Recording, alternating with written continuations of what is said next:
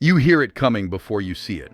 That distinctive sound, the engine rumbling, the mechanical arm moving, and then, in an almost hypnotic motion, your trash can rises through the air and dumps everything into a giant metal mouth. 30 seconds later, it's already down the street.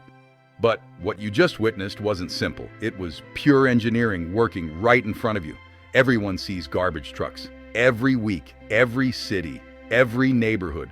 But almost nobody stops to think, how the hell does this machine swallow tons of trash without breaking, without spilling, without exploding? How does it lift those heavy bins like they weigh nothing? And where does all that stuff go after it disappears inside? Let's start with the obvious thing nobody notices. Back in the day, trash was collected by hand. Literally. Trucks were just wooden boxes on wheels, and collectors threw bags inside manually. It was slow, dangerous, and disgusting. Until 1938, when two brothers named Dempster had a brilliant idea.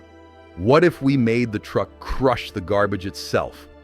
They invented the first mechanical trash compactor. A hydraulic arm pushed the garbage inside and crushed everything, making 3 times more fit in each trip. Sounds simple, but it changed everything. Suddenly, one truck could do the work of 3. Today, when you see that mechanical arm grab your bin, you're watching something stronger than 10 people combined. But the trick isn't just brute force, it's control. The truck needs to lift the bin without crushing it, flip it at the right angle so nothing spills, and lower it back down without breaking it. And all of this happens automatically, controlled by sensors and valves that adjust the force in real time. But here comes the part nobody sees. What happens inside? When the trash falls into the truck, it doesn't just pile up. There's a giant metal wall called the compactor blade that pushes everything forward. Imagine a mechanical jaw chewing. It goes back and forth, crushing bags, boxes, bottles, everything, and the more trash that enters, the harder it squeezes. The result? The truck can compress 4 cubic yards of garbage into just 1. It's like transforming 4 giant trash bags into a single compact block. That means fewer trips, less fuel, less time on the road. But you're probably thinking, what if something really hard falls in there? A piece of wood, scrap metal, a broken piece of furniture? The answer is, the truck notices. It has sensors that measure resistance. If the compactor tries to crush something and feels it's forcing too hard, it stops. Some even reverse the movement to clear jams. The truck isn't dumb. It knows when to stop before it breaks. The entire system runs on pressurized oil. Think of a giant syringe filled with liquid. When you push the plunger, the liquid comes out with force. That's how the truck works, but on an industrial scale. The engine generates pressure. The pressure moves the arms, lifts the bins, pushes the compactor. Now comes the invisible part, the real engineering. These trucks are built expecting everything to go wrong. The hoses are made not to burst even under insane pressure.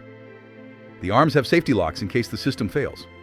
The compactor has sensors that detect if someone is too close and stop everything immediately. Even the truck's chassis is reinforced because when it's full, it weighs over 30 tons. Think about that.